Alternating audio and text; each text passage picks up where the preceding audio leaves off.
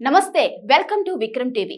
ఒళ్ళు గగ్గురు పుడిచే సీక్రెట్ రత్న భాండాగారంలో మరో రహస్యం ఉందా అనే విశేషాలను ఈ వీడియోలో చూసేద్దాం. పూరి జగన్నాథుడి రత్న భాండాగారం ఉత్కంఠ రేపుతుంది. అందులో మరో రహస్య గది ఉందని, ఆ గదిలో అంతులేని సంపద ఉందని చరిత్రకారులు చెబుతున్నారు. పూర్వంలో కొందరు వ్యక్తులు ఆ గది లోపలికి వెళ్లి మళ్లీ తిరిగి రాలేదని తెలుస్తుంది. అసలు అందులో ఏముంది? పాములున్నాయా? కంటికి కనబడిని శక్తి ఉందా? అందుకే ఇన్ని రోజులు ఆ ధనాన్ని ఎవరూ టచ్ చేయలేకపోయారా? ఒడిశాలోని పూరి రత్న భాండాగారం సస్పెన్స్ క్రియేట్ చేస్తూనే ఉంది. రత్న భాండాగారంలోని లోపలి గదిలో నాగబంధం ఉందని, గది తెరిస్తే అరిష్టం వస్తుందని చాలా మంది నమ్మారు. 46 ఏళ్లు ఆ గది తెరవలేదు. అయితే ఆ గదిని రిటైర్డ్ జడ్జ్ జస్టిస్ బిశ్వనాథరథ్ కమిటీ తెరిచేసింది. అందులో నాగబంధం లేదు, పాములు లేవని తేల్చి చెప్పింది. ఆ మిస్టరీ వీడిందిలే అనుకునే లోపు ఇప్పుడు మరో వార్త ఆసక్తి రేపుతుంది. విలువైన సంపద దాచిన గది లోపలి భాండాగారం కాదని, మరో రహస్య గది ఉందని చరిత్రకారులు చెబుతున్నారు. ఆ రహస్య గదిలో విలువైన వెలకట్టలేని సంపద ఉందని అంటున్నారు.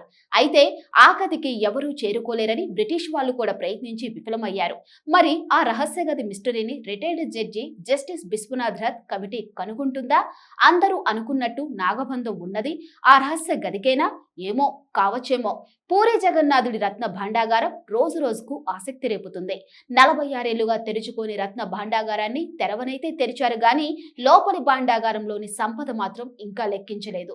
బయట భాండాగారంలోని ఆభరణాలను మరో గదికి తరలించామని చెప్పిన రిటైర్డ్ జడ్జ్ జస్టిస్ బిశ్వనాథరథ్ కమిటీ లోపలి భాండాగారంలోని సంపదను మాత్రం మరో రోజు తరలిస్తామని చెప్పి వెళ్లిపోయింది.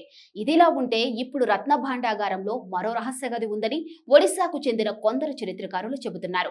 ఆ గదిలోకి వెళ్లే మార్గం అంత ఈజీ కాదని, సొరంగ మార్గం గుండా వెళ్లాల్సి ఉంటుందని అంటున్నారు. ఆ రహస్య గదిలో విలువైన సంపద దాచిపెట్టారని చెబుతున్నారు చరిత్రకారులు. 34 స్వర్ణ కిరీటాలు, రత్నాలు పొదిగిన సింహాసనాలు ఉన్నాయంటున్నారు. 1902లో బ్రిటిష్ వాళ్ళు ఆ సొరంగ మార్గాన్ని కనుక్కునేందుకు ప్రయత్నించి విఫలమయ్యారని చెబుతున్నారు.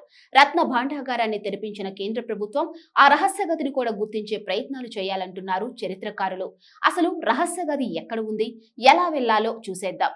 ఒడిశాకు చెందిన ప్రముఖ చరిత్రకారుడు నరేంద్ర కుమార్ మిశ్రా రహస్య గది గురించి చెప్పిన వివరాల ప్రకారం పూరి రాజు కపిలేంద్ర దేవ్ తూర్పు, దక్షిణ రాష్ట్రాలను జయించిన సమయంలో ఎనలేని సంపదను జగన్నాథుడికి సమర్పించారు.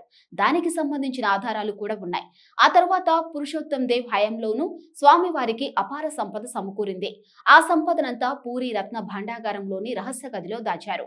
రత్న భాండాగారం కింద సొరంగ మార్గం తవ్వి రహస్య గది నిర్మించారు. ఆ గదిలో ఆభరణాలు భద్రపరిచారు. రహస్య గదిలో 34 కిరీటాలు, రత్నాలు పొదిగిన స్వర్ణ సింహాసనాలు, లక్ష్మీ అమ్మవారికి సంబంధించిన వడ్డానాలు, దేవతల బంగారు విగ్రహాలు ఉన్నాయి. వాటి విలువ వెలకట్టలేనిది.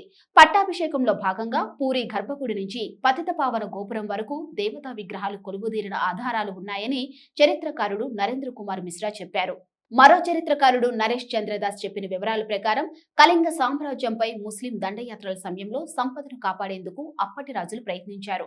రత్న భాండాగారంలో రహస్య గదులు నిర్మించి సంపద మొత్తం వాటిలో దాచిపెట్టారు. ఈ విషయం తెలిసి 1902లో అప్పటి బ్రిటిష్ పాలకులు ఒక వ్యక్తిని సొరంగ మార్గం ద్వారా లోపలికి పంపారు. అయితే అతను ఏమయ్యాడనేది తెలియలేదు. దీంతో బ్రిటిష్ పాలకులు ఆ ప్రయత్నం విరమించుకున్నారు. శంఖం ఆకృతిలో నిర్మించిన శ్రీశైల క్షేత్రంలో రహస్య గదులు, సొరంగ మార్గాలు ఉన్నాయి.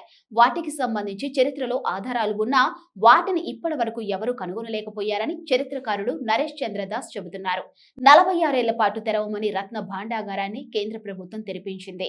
మరి రహస్య గది అన్వేషణను కూడా చేపడుతుందా? చరిత్రకారులు చెబుతున్న విషయాలపై దృష్టి పెడుతుందా? చూద్దాం ఏం జరుగుతుందో.